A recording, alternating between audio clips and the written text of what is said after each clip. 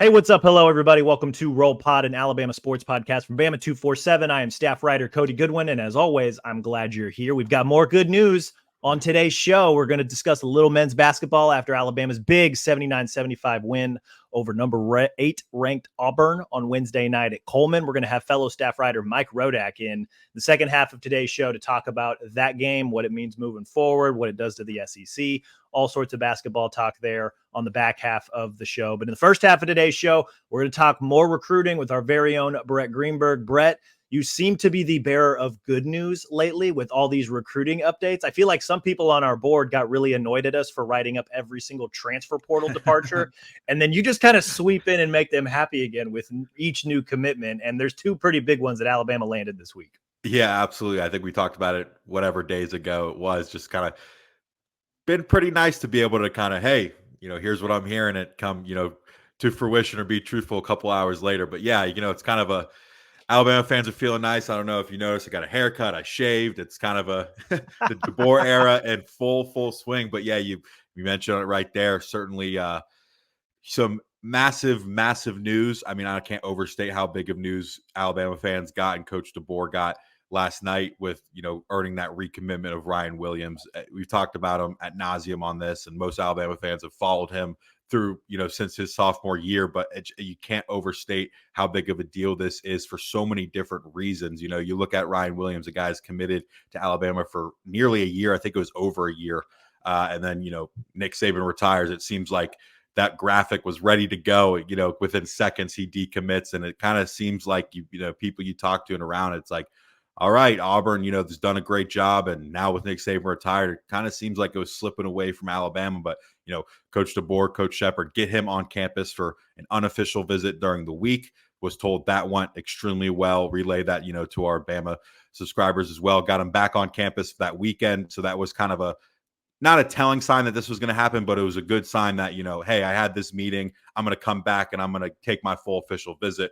Most people saw that commitment video. Certainly a lot of time and production and money spent into that video is certainly very cool to see. But yeah, you talk to some people in and around the recruitment. It seems like it was one of those things that in the middle of the week, it seemed like, hey, I think I want to come here. I was, told what I needed to hear. I think I trust him enough. And then that official visit kind of wrapped it up, so to speak. And, we saw that, 3 days later, he recommits. And then a couple hours later, Bama 247 is able to confirm, through a source as well, that he shuts down his recruitment. I know that was kind of I put the good news on the board and everybody's, excited. And then, I knew the question was coming, a couple, minutes later is he going to visit Auburn? And, I had put on the board, initial gut reaction is I don't think, just the way the commitment was made and things like that, I just didn't really anticipate him going to check out Auburn. Turns out that's, he's not going to. He's going to, he's shutting down his recruitment, which is just, again, gigantic news for Kalen DeBoer. We're still trying to figure out if he still plans to sign on February 9th. He can sign as early as February 7th, so it'll be interesting to see what he does there. But, one note I want to make clear is he is going to be a summer enrollee, whether he signs on the 7th, 8th, or the 9th. He will not be able to enroll until the summer. And then the second guy is a guy who just committed. So we're recording this on Thursday afternoon, just a few minutes ago. Me and Cody just hopped on immediately. Noah Carter, 4-star edge out of Peoria, Arizona. A guy, number 8 ranked edge in the country, was signed with Washington. Kind of shows you relationship he has with Coach Kalen DeBoer. Immediately got out of, or started to get out of his release from his NIL, NLI, it's been a long couple of days. And, set an official visit, immediately went to Tuscaloosa, had, kind of relayed on the board. It's since that coaching change, it seemed like Alabama was going to be the team to beat in that official visit. They very comfortable with the coaching staff, obviously, and relationships and things like that. But it was kind of a trip to check out the University of Alabama, check out campus, check out, the facilities and things like that. And, understandably and rightfully so, the family was pretty blown away by everything. It was told, I put on the board a couple days ago, it was going to happen any day now. So we anticipated this. We knew Alabama was going to be a team to beat there. And Coach DeBoer, again, kind of showing his recruiting chops. I know it is in the South, but, 2 more commitments. That's now 5 total. And if you take a look at, that first visitors weekend, everyone he had on campus has committed to the University of Alabama. You include Austin Mack, who showed up right after his commitment, and the only guy that you kind of waiting for is Jabbar Muhammad. So I know I rambled on a little bit there, but you can't really overstate these two commitments, and certainly not Ryan Williams.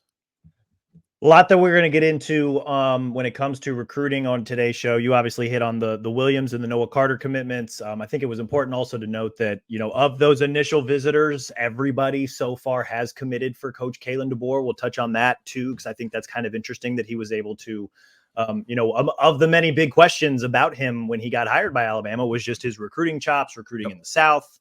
What is that going to be like? Is he going to be able to retain, is he going to be able to recruit the same level of dudes that Nick Saban just stockpiled year after year after year? And, Alabama, not only did they have the coaching advantage because of Saban and his staff, but they also just had the overall talent advantage. So we'll get into that a little bit, just kind of what these two commitments mean for Kalen DeBoer. But I did want to ask you a little bit more about Ryan Williams. We know this is a big deal, right? He's a 5-star. Yep. He's one of those dudes that was, top 2 or 3 overall players in his class. And that was before he reclassified from the 25 class to the 24 class. Still very much considered one of those dudes. I believe he's number 8 overall pound for pound prospect in the 2024 class. Just electrifying playmaker from Saraland right here in Alabama. He's had a tremendous, remarkable prep career. There's a lot of talent evaluators that I know you talk to that are very, very high on this guy, like not just as an overall prospect, but as a guy who could probably step in and be a day one type of game changer. We're going to touch on that in a little bit, but I'm curious, Brett, just from everybody you've talked to about this Ryan Williams recruitment, and you kind of hit on it a little bit too. He took his visit. He was blown away by his visit. He got to know the staff. That seemed like to be the nail in the coffin, but what were some of the behind the scenes stuff? Like what was it about this staff? What did they do to really reel Ryan Williams back in? There's a lot to like about this staff and what they do offensively, but just take us behind the scenes a little bit. What did this staff do extra to get this guy back to Tuscaloosa? Yeah, absolutely. It's a, great question there. I'm still trying to get in touch with Ryan right now. I'm sure his phone, I'm, 1,000th in line or whatever it may be, trying to get in touch with his wide receiver coach to try to better answer those questions. So I don't want to get too much into the details, but yeah, I think you kind of hit on it there, and I hit on it a little bit as well. I think it's just a true testament to, I think, Coach DeBoer and certainly Coach Shepard, the wide receiver coach in particular. I was talking with Steve Wiltfong, head of director of recruiting at 247. He kind of carried that same message. It just shows that, the staff comes across the country and is, priority 1 is retaining the roster, and priority number 2 is, getting Ryan Williams back in the fold. And people could argue vice versa for that, quite honestly, with just the prospect he is. You talk about it right there. But, I think Shepard got, his trust very quickly and has shown, Ryan Williams has probably seen the production of wide receiver talent and things like that to go through their offense. But yeah, I don't have too much more to add on that. I'm hoping to have more on Bama 247 later on today or later this week. But yeah, again, I to come across the country and get into a recruitment that many people felt was kind of a lost cause, quite frankly, just with the way Auburn was coming on, the way Hugh Freeze and that staff had been recruiting really well from the jump and got in on Ryan Williams. And Ryan had some fun on social media the last couple months. Made my life and other people's lives a little bit difficult. But yeah, the kid's 16, great kid, comes from a great family. Talk to him all the time. He's a great kid. But yeah, I just, for recruitment that people thought is gone, for them to get him back so quickly and shut it down is just, it's remarkable. Yeah, and I think this kind of speaks a little bit to one, Kalen DeBoer's recruiting chops, right? They're, like we mentioned before, if you were going to have a knock on this guy as the guy to follow Nick Saban in Alabama, it was probably going to be his recruiting track record. It wasn't great. At least on paper, they did find a way almost all the time to get talent into their room. But just the track record of getting 5-star guys, right? Because you need dudes to win, right? And Ryan Williams, I believe, is a certified dude. That just hasn't happened, right? Like it just hasn't happened on paper. They've gone through the portal and gotten other guys, and they've done one thing this staff really does do really well is one, the X's and O's on the football field. Like they're just great play callers and they understand the game very well, especially offensively. But then two, like they find a way to develop their guys too. And I'm sure that probably appealed to Ryan Williams as well. Like not only are you coming in a 5-star guy who's probably going to get the opportunity to play pretty early and pretty often, even though he's only going to be a summer enrollee.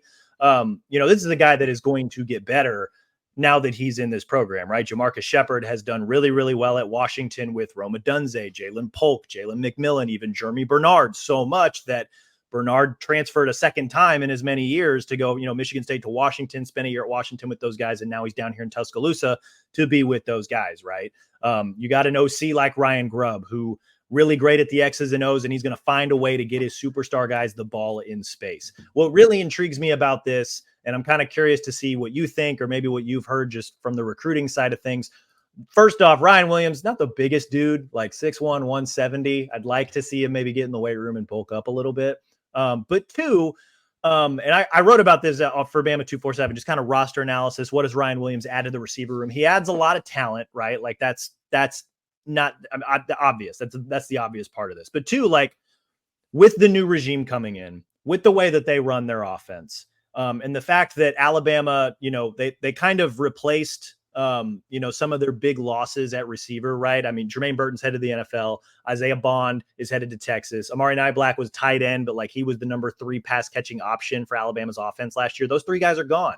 The top returning guy is Kobe Prentice, who, 18 catches, 200 yards, 2 touchdowns. Jeremy Bernard was productive in this offense that Alabama is probably going to at least attempt to run next year. And so what makes me really intrigued, I guess, is just there's a lot of talent in this Alabama receiver room, right? Prentice, Ryan Williams, Jalen Hale's there. Bernard transferred in. You got some incoming recruits. Yeah, Kendrick Law's there. You've got other incoming recruits like Aaron Hampton, Rico Scott, Amari Jefferson. I'm kind of curious to see who's going to emerge into what role. What's the offense going to look like? Here's some more fun numbers from Washington's offense last year. Keep it coming, Cody. Washington threw the ball 574 times last season. That was the second most of any program in the country. I think there was one school that threw it 577 times. So right there, like tops in the country. That equates to about 38 pass attempts per game. So then you look at some of the number breakdown of just like, okay, they're going to throw the ball a lot. 9 skill guys recorded double-digit catches for the Huskies last year. 6 guys recorded 20 catches, and 4 guys recorded 40 or more catches. So they're going to spread the ball out. A lot of guys are going to get a lot of different touches. And so what's really interesting to me is just who are those guys going to be for Alabama next year, right? Is it going to be Kobe Prentice? Is it going to be, Emmanuel Henderson Jr. that guys really like, but he just hasn't really gotten a lot of playing time? Is it going to be more Kendrick Law? Is it going to be Jalen Hale? Is it going to be Ryan Williams? Like there's a lot of different chess pieces here. And that's before you even get to like the tight ends, right? Because for Washington last year, Jack Westover was the 4th receiving option for them, and he was a tight end. That's before you get to the running backs, Jam Miller, Justice Haynes, Dylan Johnson, and their other running back last year for Washington, trying to find his name right now, Will Nixon. Those guys combined, those 2 together for 40 receptions. So like this is an offense that uses a lot of different guys, uses all the chess pieces that they have. And now you're putting that staff with Alabama skill guys. Like, how are they going to use them? I don't know yet. We may not know until the spring, but like, I'm very excited just when you add in Ryan Williams, when you add in Jeremy Bernard, when you have, the tight ends, the running backs, all the other receivers. There's a lot of fun toys to play with here if you're Ryan Grubb. And I'm just very curious to see how they're going to put it all together. Yeah, I mean, all great points there. I think, for starters, it's probably a good problem to have. It's yes, kind of absolutely. You talk with a couple of national analysts yesterday as well, and kind of posed that same question, like you just said. It's kind of an embarrassment of riches, kind of, not only at the coaching staff, but on the field as well. I mean, just between Shepard and Grubb and Gillespie and DeBoer, the offensive minds in the meetings is it's going to be remarkable. But I asked him how Ryan Williams kind of fits in here. And like you said, we don't know yet. We won't know until, the summer when he gets there. And, you mentioned he needs to put on some weight. They, that both guys I talked to kind of mentioned that. Wouldn't, if you're an Alabama fan, be too worried about the strength and conditioning program. I think it's proved itself time and time again. I don't think it's going to be any issue weight-wise for Ryan, maybe a couple months or things like that. But, that's just natural progression getting to college. And, he's also coming a year early. But as far as, who's going to fit in where, it's an interesting question. I think one we're probably going to be talking about from now until maybe even game 1. You talked about, Ryan Williams in high school was, that go-to receiver, downhill threat, but he was also getting, some wildcat option plays. He was getting kick return or punt return. I asked that question, is that going to be able to translate to the college level? And it was kind of a resounding yes. Maybe you get him involved as a freshman in the return game and lets him get him a little bit acclimated and things like that. And then I was also talking about pre-snap motion and things like that. And you watch the Washington game, the amount of pre-snap motion that Roma Dunze did, lining up behind the backfield in motion and get in the slot, come back outside the numbers, whatever it may be. It's just very similar. And it seems like that's how they're going to try to use Ryan Williams. And again, I said at the beginning of this response, but it's certainly a very good problem to have if you're an Alabama fan, if you're an Alabama offense coordinator. And, I think it'll sort itself out through spring between, all those receivers. And again, you mentioned the guys who left, but, a week later, it's still a pretty good receiver roster. It's a very good receiver room. Yeah. No, there's, that's one of the perks of, following a guy like Nick Saban. There's a lot of pressure there, but one of the perks of following a guy like Nick Saban is that you inherit a roster that you lose a couple of guys, but you still got some 4- and 5-star guys in the room, like chomping at the bit, ready to stick around in this offense. And even DeBoer said himself, he was on the Pat McAfee show on Wednesday. Yeah. These guys are excited about the opportunity. They watched us because we were on a lot of national television last season. Like they're ready. Like they're excited about, the opportunity that's in front of them. And, he said they'll sort out roles probably through the spring and even the summer a little bit, but a lot of the skill guys that are sticking around, they're pretty pumped. A couple final notes that I wanted to get to before we move on to, because I wanted to talk about Noah Carter as well. One of the guys you talked to, just in terms of what Alabama's getting in Ryan Williams, I thought it was really cool that one of them made the comp to Devonta Smith, right? Heisman Trophy winning receiver for Alabama, because Ryan Williams seems like he's one of those guys, and you were kind of alluding to it too. This is an athlete that you get him the ball in space and you let him go do his thing. And if there's one thing that Washington is really good at last year, and we say Washington because DeBoer and Grubb and all those guys are now on Alabama staff, they were very good about making sure Adunze got the ball in space, making sure Polk got the ball in space, making sure McMillan and Dylan Johnson got the ball in space. So kind of excited to see what they do, with Ryan Williams, with Kobe Prentice, with Jeremy Bernard, Kendrick Law, all those guys. Going to be an exciting offense to watch and follow. The other final note that I wanted to make a point of, for those of you who may be worried that Alabama might be throwing the ball a little too much, Washington's running back last year, Dylan Johnson, their lead running back, finished with about 1,200 rushing yards last year, which was second in the Pac-12. He also scored 16 rushing touchdowns last year, which led the Pac-12. So for those of you that are really excited about potentially seeing Justice Haynes in this offense, thumbs up, man. Like he's going to get his touches. He's going to be able to run. A lot of people are going to benefit from this offense if they really do try to do a 1-for-1 switch from Washington to Alabama. There's a lot to like about this offense. There's a lot of opportunity for all the skill guys. So whether you like throwing the ball 40 times a game or even running the ball 40 times a game, I think this offense is going to have a little something for everybody. Yeah, absolutely. You hit it right on there. And just a couple quick notes before we turn the page to basketball. As always, we got extended coverage of, the latest on the recruiting trail on the Bama 247 boards, got continued coverage of Ryan Williams, just got a bunch of Noah Carter content up there. Actually spoke with a Birmingham-based trainer Thursday morning, and he met with Coach DeBoer for a couple hours earlier this week. He just gave me some really interesting perspective just from an established Birmingham-based trainer who's, he's trained 20 plus Alabama guys, so he's very familiar with the program. So just very interesting angle and how he thinks Kalen DeBoer is going to fit. And the response is pretty good. And also the responses I'm getting from around the country and talking with trainers and parents and high school coaches and kids and things like that, I think Alabama fans have a lot to be excited about. I think Caleb DeWard knocked the coaching staff out of the park so far on the field, and it seems to be the same case for the recruiting trail as well. 100%. Before I let you go, Brett, wanted to talk a little bit about Noah Carter, 6'4", 220-pound edge defender. Even though Nick Saban is no longer the coach, Alabama seems to continue to stockpile edge defenders. We're going to throw him in the mix there as well. Be kind of interesting to see if he stays an edge. I know that he was a pretty freak athlete in high school. He played receiver, very productive there. Obviously, he's coming in as an edge, but it seems like he did a little bit of everything on the front seven for that defense. Kind of curious, just from your perspective, one, what do you think he's ultimately going to bring to the program? And two, what's interesting, I think, about Noah Carter is you hit on it too at the beginning. he originally signed with Washington. As soon as DeBoer gets announced as Alabama's head coach, he gets released from his national letter of intent, comes down here for a visit, commits, says a lot. I think this is the second part too. Says a lot about Caleb DeBoer's ability to, not just recruit really good players. He's a 4-star, but also, just form those relationships to the point that kids are going to want to follow this dude. I think that was also, lost in the Ryan Williams commitment, fun. He just pulled this kid from all the way across the country, a kid that was going to originally play for him at Washington. I think that's also, hey, speaks to Kalen DeBoer's recruiting chops quite a bit. Yeah, I'll answer that first one first, or second one first, excuse me.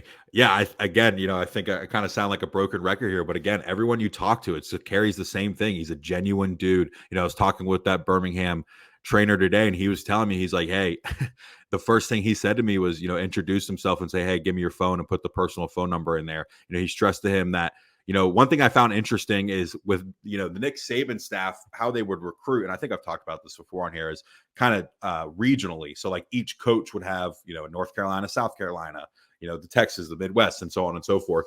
And Caleb DeBoer, I had heard about it, and, I keep hearing more and more about it. So it seems like it's the case. It's very clearly a big point of emphasis to not have one guy on one recruit. Things can always happen. Things, coaching changes could happen, whatever that may be. And that also helps you, create more relationship. And if that guy does get on campus and, he commits to a coach and then he leaves, he's got other relationships. So I thought that was a very interesting thing. And that kind of just backs up he seems like he's a really, really genuine guy. And I think, Alabama fans are in good hands. And then, the first part with Noah Carter, I think it's a fair question. I don't know where he's going to end up. I think, there's a lot of question marks, I think, with Alabama's defense, just with the new scheme that Kane Womack is going to run. That's the 4-2-5, I think it is. I think we know, we know the 4-2-5 with, the linebackers going to be Deontay Lawson, Jahad Campbell. But there's going to be some shaking and moving around. It's going to be a defense that Alabama fans haven't seen, and a lot of those players haven't run maybe ever. So it's going to be very interesting. I wouldn't be surprised if maybe he ends up more of that outside linebacker role, kind of similar to the other early enroll or signing, Jason Ross out of Kansas City, Missouri. He was that 2-sport athlete, kind of similar weight, played both sides of the ball. It's going to be very interesting to see how it all shakes out. But, got a lot of trust in the coaches to see how that all shakes out. And Freddie Roach knows what he's doing there. And again, kind of can't really speak to how big it was to retain a guy like him and Robert Gillespie, just based off conversations I've been having all, last 2 weeks. 100%. Be interesting to see where Noah Carter fits into the mix here. Just going to be really interesting. A lot of things were still worth following here when it comes to Alabama and this coaching transition. It seems like all the transfer portal exodus has quieted down a little bit. So it sounds like we're going to be talking to Brett a lot more, if only because he seems to continue to bring in the good news if you're an Alabama fan. So I know that the late signing period, only a couple weeks out at this point, probably less than a couple weeks out at this point. So we'll be sure to circle back with Brett again next week to discuss a little bit more recruiting. We're going to take a short break right now, and then we're going to invite on Mike Rodak to talk some Alabama basketball after their big win over Auburn on Wednesday night. Now we're here welcomed with Mike Rodak to talk a little bit of basketball. But first, Mike had a really good conversation on the recruiting side of the football things with Brett, just about Ryan Williams and where the program's at. And he seems to be the bearer of good news. I was joking with him, and how for a long time this month, we were all writing about all these guys that are entering the portal. Then he brings in the good news of guys that are joining the program. Do you have any thoughts about just, the way Kalen DeBoer has gone about retaining most of the roster now that he's got a really big recruiting win, I guess 2 big recruiting wins with Ryan Williams and Noah Carter? Just any other football thoughts before we jump into a hoops conversation? Yeah, I think the last show that I did was with Talty and you, and that was kind of in the thick of everybody leaving. And, at that point, even after, who was, I guess, the last guy to go in? Was it Sayin or Grimsley? Those two, basically. Yeah. And even after that, you're still thinking, all right, there's probably some more guys that are going to leave. And to this point, it hasn't happened. And I think even though there is, 2 weeks left or so on, the 30-day window, the deeper you get into the semester, I think the less likely it becomes that a guy's going to leave. So I would say at this point, it's probably fairly, not maybe 100% safe, but almost, 100% safe to say that they're good as far as the Saban window. But April 16th will still come quickly. And, I think once guys get into spring practice, which will start in the middle of March, and they kind of see where they fit in the system, and the coaches kind of see where they fit, I'm sure, like pretty much guarantee it, that there's going to be some guys that leave at that point, after the spring semester. And that's a little bit easier academically as well, to have a summer transfer. So I would expect more movement out in April. Now, I'd also expect more movement in. And obviously, at this point, I think the only name that's really left on the board that maybe there's some thought of Alabama still getting in on in the portal is Jabbar Muhammad, the corner from Washington, who's a very good player. Visited Alabama last weekend, visited Texas, but is now visiting Oregon. So it seems to be trending towards Oregon. Obviously, if Alabama was really the favorite, they'd probably have him by now, and he wouldn't be taking other visits. So, and he's not, even though it is a Washington connection for DeBoer, it's not really his coaching staff. I mean, it's a completely different secondary coach, both secondary coaches that Alabama's hired, and Mo Linguist and Colin Hitchler, and different coordinators. So that connection, I don't think is worth quite as much as it would be, in a different scenario. So Muhammad's the big one. But other than that, we heard DeBoer, on the radio or on the McAfee show this week, and was basically saying, there's not a lot of guys out there because it's only the guys who just went into the portal because of coaching change. So maybe there's a few at Michigan. As we were just talking about, I tend to doubt it. Sharon Moore is the most likely candidate as we sit here on Friday morning to take over. So that also doesn't cause a trickle down effect elsewhere. I know people thought, Brian Kelly would become the coach of Michigan and when LSU players become available. I don't really expect that. So point being, there's not basically that first wave of the portal in December and early January, that's been picked over. There's not really anybody left that's a starting caliber SEC player. And then this wave of coaching changes, I think mostly has been picked over. And then we really have to wait till that April period. But right now they sit, if you count the three guys that are going to sign in February, Ryan Williams, Noah Carter, and Quentin Reese, they're at 82. So, to add guys right now, there's not a ton of space. You might lose some guys in April, and that might allow you to bring in some more guys. But point being, right now, I think things are pretty slow, or at least slowing down. The coaching staff is mostly together. Again, the roster is probably stable for the next 2 months. And I think we're all welcoming a little bit of a more quiet period in terms of transactional news here. Yeah, I agree with that. I think, and the good thing about the April window, and you touched on this too, is, they'll have gone through spring practices. We know that they're light at offensive tackle. We know that they maybe lack a little bit of experience at defensive back, specifically cornerback. We know that there's a lot of talented guys there, but they're all really young.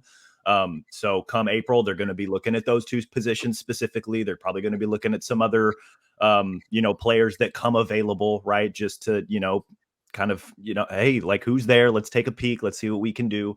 There will probably be a few more departures, so they'll have to probably try and plug those holes. But the good news is, like, when it comes to April, like, that's, Alabama more or less missed out on the big December window just because of the timing of Saban's retirement. So in April, everything will mostly be square for the most part. So we'll kind of see what happens and monitor.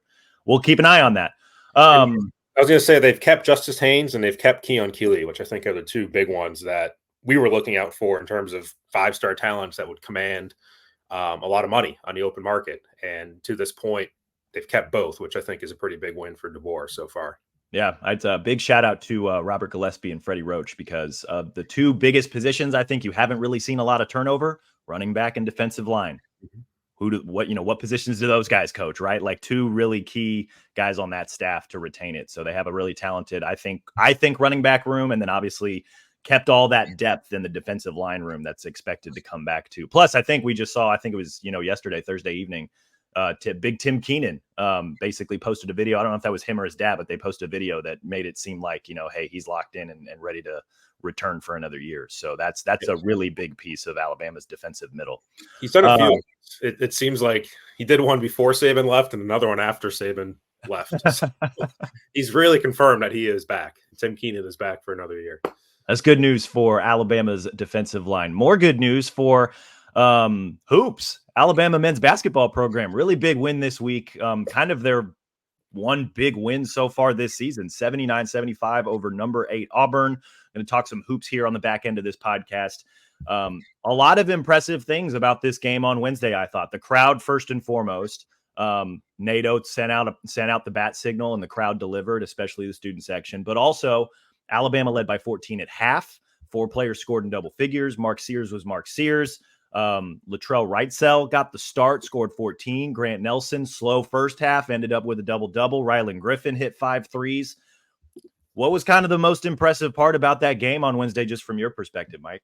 Yeah, I think, to build a lead as they did, which they've done against other good teams this year. I mean, they led by, I don't think it was double digits, but they led Arizona by a decent amount. I think they led Creighton in the second half. They were right there with Purdue the whole game. So to build that lead and then not give it up, to lose at least, was at least an accomplishment. They did give it up. They had a 14-point halftime lead. That got down to a tied game. Auburn, I think, took the lead briefly late in the game, but they won. And so that, I think, was really what Nate was looking for. And we heard him, pretty aggressively challenge his players this week and try to get them, hey, you guys need to show it. When a game's on the line against a really good team, you need to figure out a way to win. And they hadn't done that, really 5 times so far this year. Tennessee, Creighton, Arizona, Purdue, Clemson, Ohio State, you can add a 6th. So to show it at least once, I think kind of gives them the confidence that they can do it again. I think the biggest player that sort of led that recharge was Grant Nelson, because Grant, quite frankly, has been a disappointment so far this year in terms of a transfer from North Dakota State. I think everybody can agree that what we've seen from Grant Nelson against higher level competition so far this year has not been what people expected, which was an all SEC type of player, and just hasn't shot the ball very well. Has been soft around the rim sometimes. His defense has been suspect sometimes. So, and that was true even in the first half of that Auburn game. And that was something where Rylan Griffin said he was on the bench and kind of trying to get Grant Nelson going, saying, hey, we need you. You need to play better. And we saw it kind of in a critical moment. Grant Nelson had a huge offensive rebound, had another one where he missed an open 3 and then ended up getting the basket underneath. I remember the exact sequence there. And then there's another one where Mark Sears missed at the rim, and then Grant came flying in and got the putback. And all those points were pretty critical at that point. So you could sense it that like he needed to do something in that moment, and it kind of gave everybody a jolt of energy. So that was the biggest thing for me. Now it's just about carrying that forward, because, I mean, you still got to go to Kentucky. You still got to go to Auburn again. You still have to play Tennessee at home. So there's some big games left on this SEC schedule if you want to win the conference. And you got to continue to show that you can beat good teams, not just a one-off thing with, like you said, a good crowd. You got to be able to do it on the road as well. Yeah. Which kind of leads into my next question for you. Alabama, I believe, last few years, 49-5 at home, like very much a team that more often than not takes advantage of their home court advantage. Is this one of those things where, they just caught Auburn on maybe a little bit of a cold night, what they shot 5 of 20 from 3? I don't want to say they were rattled by the crowd a little bit, but clearly it took them a minute to get their energy going. They were able to tie it with 4 minutes left in the second half. Or is this something that, like, could this be the switch that flips for this Alabama team? Because like you said, they've been close against, Arizona, Creighton, Purdue. It seems like they just, in those 3 games specifically, played really well for like 30 or 35 minutes. And then they just kind of ran out of gas. They were able to put the finishing touches on this one. Is this just a matter of we're feeding off the energy of our home crowd, or is this something that you think they could maybe carry with them through the rest of the SEC schedule? Both, to be honest. I think it was, I think it is a kind of a, I don't know, anomaly, but it is something that they've won these big games at home before against, I'm thinking Baylor a couple of years ago, that Baylor is a top 10 team. The crowd gets into it, and that's the thing. I think even the most ardent Alabama basketball fan will admit that the crowd doesn't really show up until late January, until after football season. So, sometimes it just takes getting everybody in the building like we had on Wednesday night. and that helps everything. I think even Grant Nelson mentioned that off the top of his press conference the other night, and kind of asked like, how do you carry this over? And Grant said, well, we need the crowd to show up like they did tonight. It would be nice if every home game was like that. Right. It was kind of a subtle thing that, you guys need to show up some more. So, and that's just the fact of life at Alabama, I think. And maybe that changes in the future with, the basketball, football balance, but it's not a basketball school. Like, this is not Michigan State. You're not going to pack the building in November and December. It's not Kentucky. It's not North Carolina. It's not Duke. So it's just the way it is. And so now that they had a game like this, and this is really their biggest home game they've had since Clemson. And Clemson was like 8:30 on a Tuesday night in December. So some of it's just expected, and you are going to get it. The crowd will show up in these Saturday, February games at home. I got to pull up the schedule to remember exactly which ones those are. I know they play A&M at home in February. Obviously, Tennessee is coming, and that is a Saturday game in March. You got Arkansas, which is underwhelming this year or underperforming on a Saturday, and you have Mississippi State, next weekend on a Saturday. So the crowd's going to show up for all those games, but at the same time, you have to make sure that's not just a one-off thing, because this team in the past, and again, it's been different players, but they'll have a big win like this, and then they'll play as this team will next week, like Georgia on the road, and just not show up because they don't have the energy that they had at home. So I think you have to feed off of it, but you can also make it not true where you're playing on the road like you are at home, even without the crowd. So it's up to them, and it's up to them on what they want to show. If they want to play as hard as they did in the last 5 minutes of that Auburn game for 40 minutes against LSU on Saturday night, then they'll make it true. But I do think there sometimes is an element of just the crowd is there. Auburn was having a rough shooting night, as Nate said. I mean, they really, I guess Alabama was fortunate, I think was the way that Nate put it, that Auburn only shot 20% from three. And that's probably not going to happen when they go to Auburn Arena or Neville Arena now in 2 weeks. So we'll see. I don't know. It's a team that I think I was starting to write off the first couple weeks of January. You see more and more of these data points where like, can't beat Tennessee, can't beat, the teams they had lost to before that. And you're just thinking, all right, maybe this team doesn't have it. And I think this starts to change my mind a little bit. But again, there's big games that they still have to win here. Yeah. Well, and then you look ahead at their schedule, right? Upcoming, they play LSU on Saturday. They go to Georgia next week. Then they come back and host Mississippi State before they go to Auburn again. Those are their next four.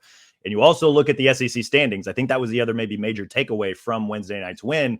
They kind of brought Auburn back to the pack now. So you've got Auburn, Alabama, both at 5-1, Tennessee sitting there at 4-1. And then you've got kind of a mixture, South Carolina, Kentucky, Georgia, all at 4-2. And then you go back again and you look at Alabama's schedule. I know on the road at Georgia is a little but you got two home games that sandwich that matchup with LSU, Mississippi State before you go back to Auburn.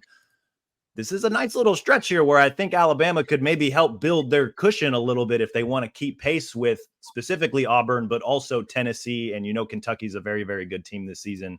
Like, I think there's an opportunity here maybe for them to take advantage. Part of that is probably showing up on the road against Georgia because they're going to get 2 of the next 3 at home. But what do you think about the state of the SEC as we sit here in late January? And Georgia's a much better team than they have been. I mean, Mike White's really turned that thing around from where it was, with Tom Crean. So it's not a neat. That's going to be something that Nate will be talking about on Monday or on Tuesday when we talk to him before they go to Athens. Like that's a better team than what we've seen in the past.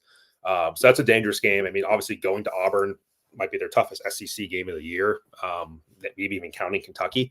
And Kentucky's really good this year too, again. And then you're already down a loss to Tennessee. So, look, I think there's a path for Alabama to win the SEC. It's going to take a lot. I don't know if this team has the same amount of capability as last year's team to do it. I think – again, they're going to have to go on the road to Auburn. They're going to have to beat Tennessee at home. I think those are the 2 big ones. And even if they don't win the SEC regular season, their goal right now still needs to be to get a double bye. So top 4 seed, and I think that's within reach after what they did. absolutely. Yeah. And that's where you have to. All right, even if you lose to Auburn on the road, even if you lose to Tennessee again, even if you lose to Kentucky, you can still pick up a top 4 seed if you take care of everything else and beat Georgia on the road. Again, Ole Miss is better this year with Chris Beard, who's a really good coach. And it's doable. I think absolutely doable to get a double bye top 4 seed.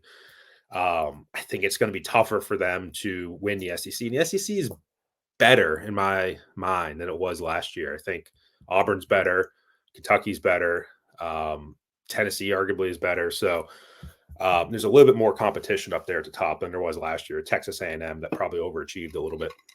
Yeah. Well, and I think part of the equation to getting the double bye is you got to hold serve at home, right? That means winning on Saturday. That means winning next Saturday against Mississippi State, but you also get A&M at home. Probably need to win that one.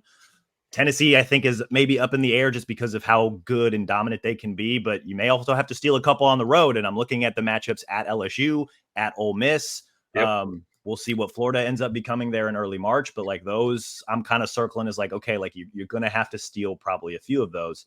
Hold serve at home. Like it's a simple formula. Hold serve at home, steal a couple on the road, but like, I don't know, Wednesday's win kind of opens the window as if to say, okay, like this, the double bye is doable with maybe a few extra breaks that can find themselves in contention for the top near, early March. I think we'll see how some of these other dominoes fall over the course of the season, but I don't know, like very, very encouraging result. But it's just a matter of what they do with it.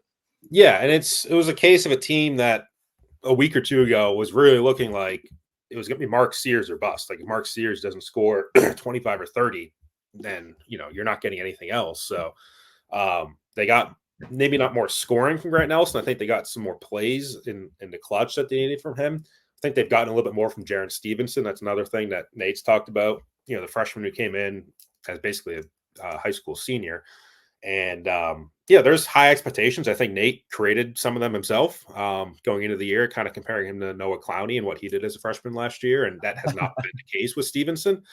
But he's starting to trend in the right direction these last couple games. And, that could be a bigger piece. And, Aaron Estrada has had some good games. I don't think Auburn was his best game. And Nate did make reference after that game to some players that still needed to step up. And, the whole Medita thing that Patrick Murphy had talked to the team about, and not having your best game, but still being happy for other people. I think Aaron Estrada was probably in that category. I think Nick Pringle was probably in that category. So it's still a team that I think has some questions underneath the rim. It's still a team that, Aaron Estrada and Grant Nelson, do they beat the best teams in the league? I think Mark Sears has stepped his game up to where he's all SEC clearly. But they just need more players to consistently do really good things, which seems simple, but again, it's not quite to the level that I think a lot of people expected to coming into this year. Yeah. And I think you can see a lot of the pieces, right? Like just kind of how they're starting to maybe fit together more so on the offensive end, because just this team is going to put the ball in the hoop. It's a matter of maybe defensively, depending on how far they're going to go. But I mean, if you'd have told me that Aaron Estrada would have gone 0 for 5, 0 for 2 from deep, couple turnovers, couple fouls, way on the negative side of the plus minus, and they would still find a way to beat Auburn, I would have been like, all right, who's stepping up in his place? Then you look at Rylan Griffin, right? 17 points off the bench. Like you can see where the completeness of this team is coming together. And I don't know that they've had a full complete night, but they're going to need some of those younger guys, especially to step up when a guy like Estrada struggles, when a guy like Grant Nelson gives you almost nothing in the first half. And it was kind of encouraging to see that, especially, a guy like Rylan Griffin. That was really fun to watch on Wednesday, just him step up and really find his confidence a little bit there in Coleman. That was a good button pushing by Nate Oates there too, I think, to kind of make that move and put him on the bench. And he's done that with some players over the years. And usually it's a negative thing, like where the player didn't play well, so we're going to bench him. And I think there's probably some element of that, because even Nate brought him into his office and said he didn't play well against Kentucky or against Tennessee, and you need to play better going forward. We need you. But I also think it was, you want to bring him in and kind of provide that spark. And he did. He came in, I forget, a couple minutes into the game when exactly it was, and then he hits, I think it was his first 4 3-pointers that he made in the first half, 4 or 4. So that was huge for him. And does he hit those if he's playing right out of the gate and there's that long delay? I don't know. Like sometimes it's just a little bit of magic coming off the bench when you're fresh and everybody's tired. But that was the right move from Nate. And he's kind of mentioned too, like maybe I keep doing that going forward, and we'll have to see. But that was another player that needed to play better. I think had some high expectations coming into this year as being one of the best two-way players in the country. I still think he can be. I don't know if he's there yet. And if he shows that he can shoot like he did, then that's a big piece of that. Next opportunity for Alabama this Saturday at home against LSU. Tigers struggling quite a bit recently. 3 losses in their last 4 games. They did get a win over Ole Miss. They lost to the same Auburn team at home, lost to Georgia on the road. Auburn was at home, I guess, in that matchup against LSU. This seems like Alabama just kind of needs to go take care of business. I don't know if you have any preliminary thoughts on this particular matchup to wrap up the show today. Yeah, I mean, LSU's obviously fallen off a little bit since the Will Wade disaster, if you will, the investigation and all that. Yeah, Matt McMahon, I think, put together a decent team last year, mostly through the transfer portal, with a bunch of Murray State guys that he brought with him. And so there's still some names on here that, like, man, I don't even know where these guys came from, but it's a portal team that they're trying to rebuild. And again, coming into Tuscaloosa, as Bruce Pearl said after the game, is a tough place to play. So, you don't want to write them off, but I do think this is in terms of the winnable games on their schedule, probably pretty high on that list. Yeah. Seems, one of those games where if they really do want to contend for the double bye or really want to contend for the top of the conference, you got to win these games. You got to go take care of business at home against a team that you should. That's all I had for Hoops Talk. Mike, you got any other final thoughts before we sign off? No, I mean, I'm just looking at, the net resume for Alabama is, it's interesting how some of these things change. Neither of these teams played yesterday, Alabama and Auburn, yet they flipped.